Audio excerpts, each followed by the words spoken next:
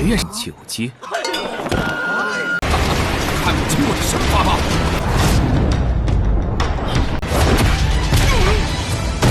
复式。 Halo semuanya, bagaimana nih kabar kalian? Pada kesempatan kali ini kita akanlah melanjutkan tonggua dari kembalinya Sang Kaisar Abadi atau yang biasa kita kenal sebagai Yun Qingyan. Dan untuk di episode sebelumnya ya, dua orang telah dibantai oleh Qingyan, terutama untuklah Tuan Muda Lin Wei serta Tuan Muda Yun Fan yang begitu sangatlah tengil di hadapan Sang Kaisar guys. Kalau begitu, langsung saja kita masuk ke dalam ceritanya. Setelah permasalahannya selesai, kini geng Serigala Besi benar-benar menjadi budak dari keluarga Yun. Dan Qinglin menjahili mereka semua dengan berkata, jika mereka tidak bekerja keras ya, maka mereka tidak akan mendapati makanan. Meski ada yang mencoba membelot, tetap saja ya sekali raungan mereka semua terpental. Lalu untuk Yun Xuan, ternyata dia telah pulih dan berterima kasih kepada Qingyan karena dia telah memurnikan buah dewa 7 ungu hanya untuklah dirinya. Padahal itu adalah harta tingkat tinggi. Dia bisa menggunakannya untuklah meningkatkan kultivasinya. Qingyan membalas ya, aku bisa mendapatkan apapun yang dia inginkan. Jadi tidak perlu khawatir. Dan setelah ini, dia haruslah berlatih dengan begitu benar. Karena ya, Qingyan telah menaruh benih iblis di dalam tubuhnya. Berarti, Yun Xuan haruslah benar-benar tekun untuk berlatih dalam mengendalikan benih iblis. Sebab, Qingyan begitu sangatlah benci dengan jalan iblis. Tetapi ya, dia terpaksa untuklah melakukannya agar Yun Xuan benar-benar pulih guys. Dan Yun Xuan membalas, dia tidak akanlah mengecewakannya. Dan Qingyan meminta kepada Yun Xuan, janganlah bersikap baik kepada siapapun, terutama ya untuk keluarga utama Yun. Meskipun dia telah berhasil menghabisi Tuan Muda Yun Fan, tetapi ya orang-orang yang berada di belakangnya jauh lebih kuat dari yang dibayangkan. Dan meski untuk saat ini dia telah memiliki token asosiasi alkimia yang dijamin kalau tidak akan ada yang menyerangnya, tetapi ya itu hanya bersifat sementara waktu. Dan Yun Xuan berjanji, mulai sekarang dia tidak akan pernah begitu naif dan tidak mudah tertipu. Alasan Qingyan berkata seperti itu karena sebentar lagi Qingyan akanlah meninggalkan keluarga Yun dalam waktu yang cukuplah lama, ya sekitar 3 bulan. Dan tujuan selanjutnya yaitu Akademi Bintang. Alasan dia ingin memasuki akademi karena di masa depan mendatang, keluarga Yun akan menemui krisis yang tak terhitung jumlahnya. Jadi ya, dia perlu untuk menemukan orang-orang kuat yang akan berpihak kepadanya, serta meningkatkan kekuatan kultivasinya, dan juga dia haruslah mencari pedangnya. Karena dengan adanya pedang, Qingyan sudah pasti jauh lebih kuat dari yang diperkirakan guys. Sesingkatnya, mereka pun telah tiba di kota Akademi Langit Berbintang. Dan ini adalah salah satu akademi paling terkuat. Sekelas Akademi Tianyun saja, terus-terusan mengandalkan latar belakang kerajaan. Lalu ya, untuk si api Karma Azur ini langsunglah keluar. Kebetulan ya, untuk Akademi Langit Berbintang ini adalah tempat di mana tubuh aslinya disegel guys. Dan ketika dia periksa, benar saja tubuhnya berada di bawah tanah dan disegel dengan formasi yang sangatlah ketat. Awalnya, Qinglin menyarankan langsung serang saja. Maka dengan begitu ya, mereka akan cepat menemukannya. Tetapi, Qingyan memberitahu untuk kedua penjaga yang berada di depan telah berada di alam lanjutan tingkat ketiga. Apalagi untuk orang-orang yang berada di dalam pasti memiliki ranah tingkat tinggi. Sangat kebetulan kalau Akademi Langit Berbintang sedanglah membuka penerimaan murid baru. Tetapi ya untuk kali ini persyaratannya semakinlah sulit. Yang akan dipilih hanya 1 orang saja. Dan itu disebut sebagai penerimaan baru murid jenius. Para keluarga yang melihatnya hanya bisa geleng-geleng kepala, tetapi mereka juga sangatlah yakin dari antara keluarga mereka pasti ada yang akanlah masuk. Tetapi ya harus menunggu 5 tahun ke depan tanpa mengikuti penerimaan baru murid jenius seperti ini. Berarti untuk saat ini seperti jalur prestasi. Sedangkan ya untuk 5 tahun ke depan itu adalah jalur yang akan dibuka secara umum. Dan ini kesempatan bagi Qingyan untuklah mendaftar. Semuanya pun terkejut, ternyata ada yang berani untuklah mendaftar. Sebab peluang untuklah lulus itu sangat kecil guys. Lalu dia dipertanyakan nama, umur, tingkat kultivasi. Dan panitia memberitahu biasanya di tahap pertama tidak ada yang berhasil lulus. Lantas Qingyan memberitahu nama dan umur serta kultivasinya yang berada di alam bintang tahap ke-9. Mendengar itu para warga langsunglah tercengang-cengang. Karena dari rananya saja sudahlah tidak memenuhi syarat guys. Alhasil Qingyan benar-benar diremehkan. Tetapi ya untuk sang penguji langsunglah menyuruh dia memasuki tahap pertama.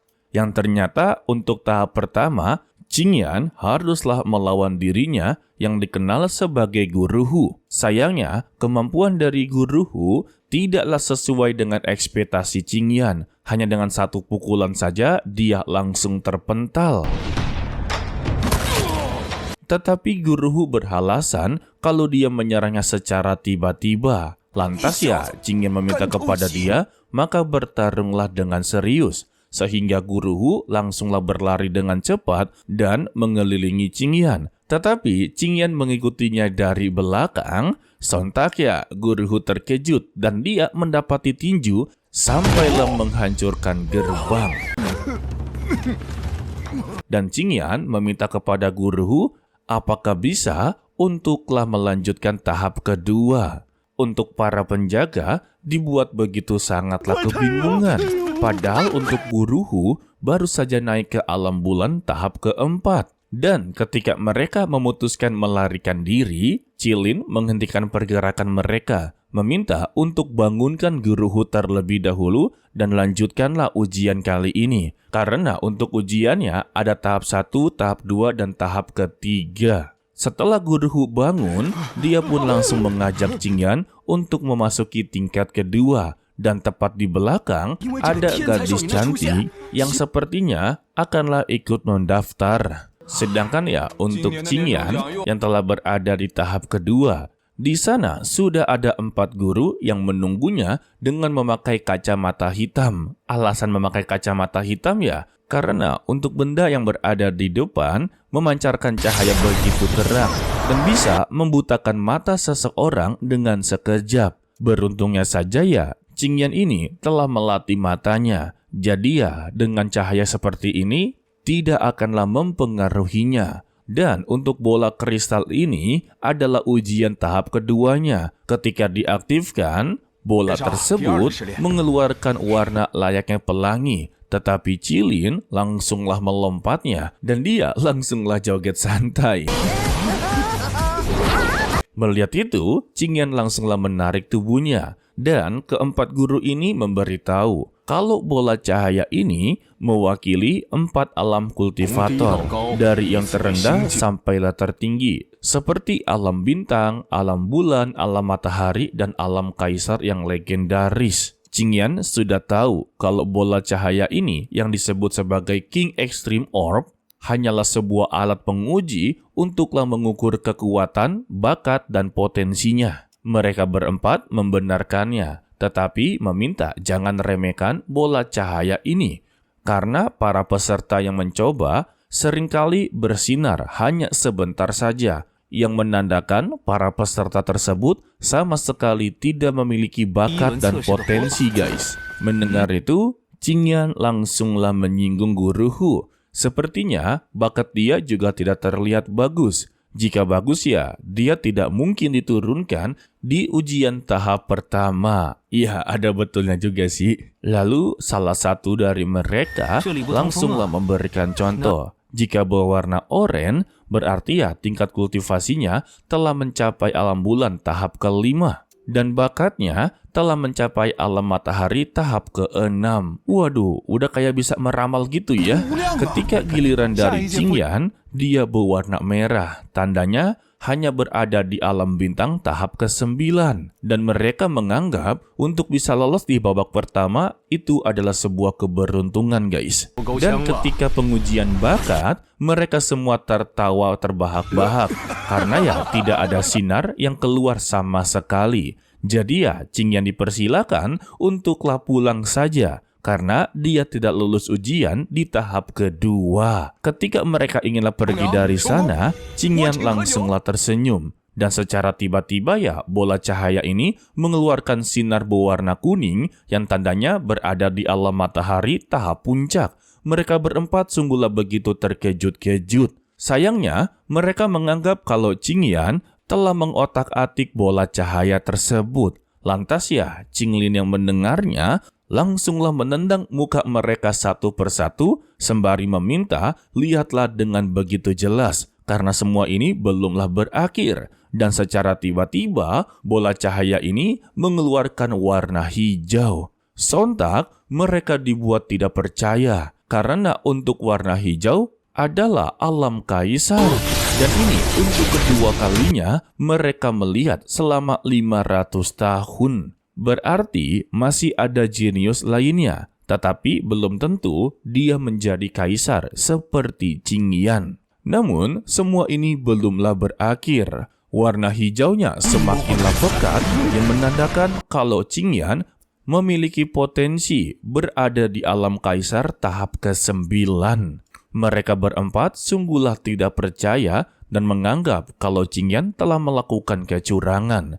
Lantas, Qingyan membalas, apakah begitu sulit untuk mengakui bahwa mereka berempat telah bertemu dengan seorang jenius sejati. Alhasil, bola cahaya yang mereka bangga-banggakan sudah tidak mampu untuklah menahan kekuatan dari Qingyan. Alhasil, bola itu langsunglah hancur lebur. Dan Qingyan memberitahu kalau bola cahaya ini memiliki batasan. Jadi ya maksudnya kekuatan dari Qingyan bisalah melebihi dari alam kaisar. Oh jelas dong. Mendengar itu ya keempat guru bertanya-tanya.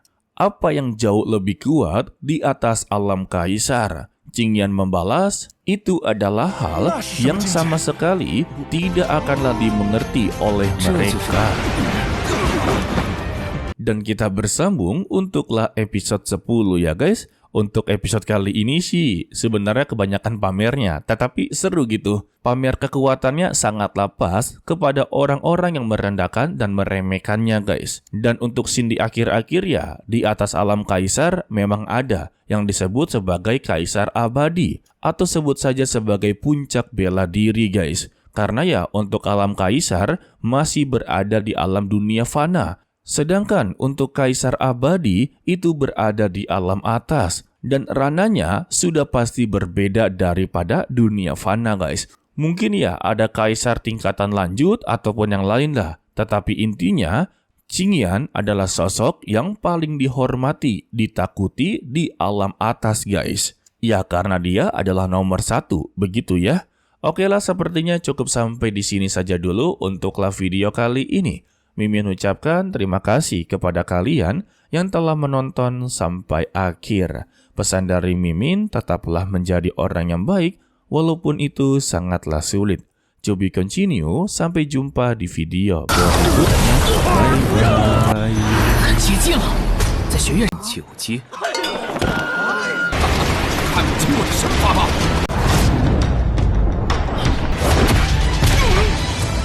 吩咐时。